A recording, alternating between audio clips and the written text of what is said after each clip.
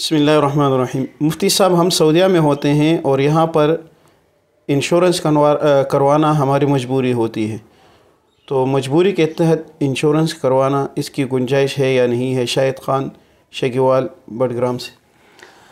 دیکھیں، انشورنس کے حوالے سے تو ہم بتا چکے کہ انشورنس حرام ہے جی، اور اس میں سود بھی ہے اور جوا بھی ہے، وہ تفصیل بھی ہم بتا چکے۔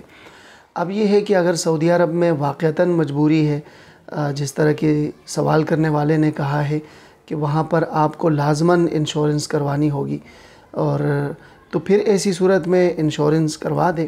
البتہ اس میں یہ ہے کہ جب آپ کو وہ رقم ملے جو آپ کی رقم جمع کردہ رقم سے اضافی ہے، تو اس رقم کا استعمال آپ کے لیے جائز نہیں ہے۔ وہ رقم جو ہے وہ آپ بغیر ثواب کی نیت کے اس کو صدقہ کر دیں۔ ٹھیک ہو۔ مفتی صاحب، جہاز میں سیٹ پر بیٹھ کر پڑھی جانے والی نماز کا کیا حکم ہے؟ محمد قاسم بنگش دمیال سے۔ جہاز میں نماز ہو جاتی ہے، چاہے وہ فرض نماز ہو، چاہے وہ واجب نماز ہو، چاہے وہ سنت ہو، نماز ہو جاتی ہے۔ البتہ یہ ہے کہ وہاں بھی قیام ضروری ہے اور قبلے کی طرف رخ کرنا ضروری ہے۔ تو اگر قبلے کی طرف رخ کر کے اور قیام جو ہے وہ کیا اس میں، تو نماز ہو گئی۔ لیکن اگر ان میں سے کوئی چیز رہ گئی، مثلاً قیام رہ گیا یا قبلے کی طرف رخ نہیں کیا تھا بغیر کسی مجبوری کے اور بغیر کسی عذر کے، تو ایسی صورت میں جو فرض نماز ہے وہ اگر ٹائم کے اندر ایئرپورٹ پہنچ جاتے ہیں آپ، تو فرض نماز کا دوبارہ اعادہ کر لے، اور اگر ٹائم میں نہیں پہنچتے، بعد میں پہنچتے تو اس کی قضا کر لے۔ باقی جو سنن ہے یا نوافل ہے وہ نماز ادا ہوگی۔ ٹھیک ہوئی۔ السلام علیکم ورحمۃ اللہ وبرکاتہ۔ مفتی صاحب، ایک شخص کی سیلری 70,000 ہے لیکن مقروض ہے، اور اس شخص کے پاس سونا چاندی وغیرہ بالکل نہیں، کیا وہ زکوٰۃ لے سکتا ہے یا نہیں؟ طلال احسن مورگا راولپنڈی۔ وعلیکم السلام۔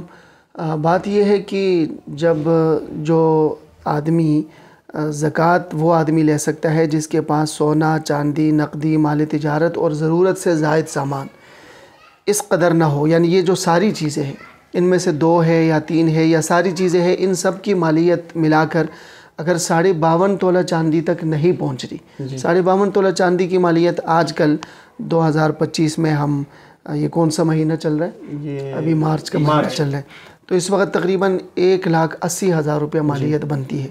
تو اگر اتنی مالیت تک یہ چیزیں نہیں پہنچتی تو یہ آدمی چونکہ صاحب نصاب نہیں ہے تو یہ زکوٰۃ لے سکتا ہے۔ ٹھیک ہوئی۔ مفتی صاحب السلام علیکم، میرا سوال یہ ہے کہ ہمارا ادارہ ہے ویلفیئر ٹرسٹ، جس میں کئی لوگ اپنی خدمات دیتے ہیں۔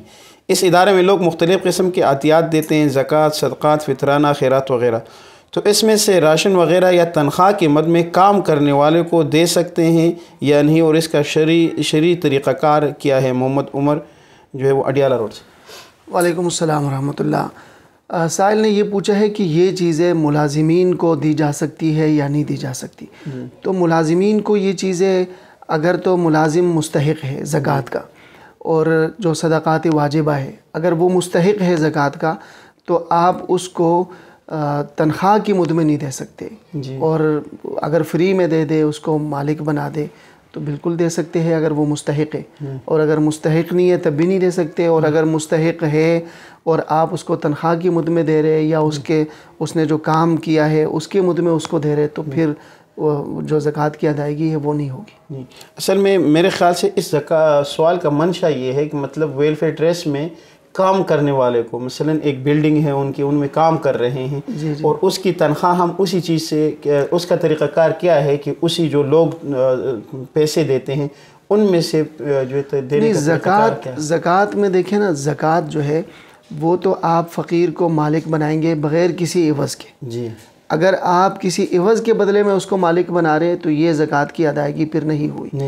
جو باقی صدقات وغیرہ کی رقم ہے اس سے تو آپ اس کی جو ہے وہ تنخواہ دے سکتے ہیں، لیکن زکوٰۃ سے نہیں دے سکتے۔ صدقات وغیرہ جو ہے اس سے جو ہے جو نفلی صدقات وغیرہ ہے اس سے دے سکتے ہیں۔ جی، بہت شکریہ، جزاک اللہ۔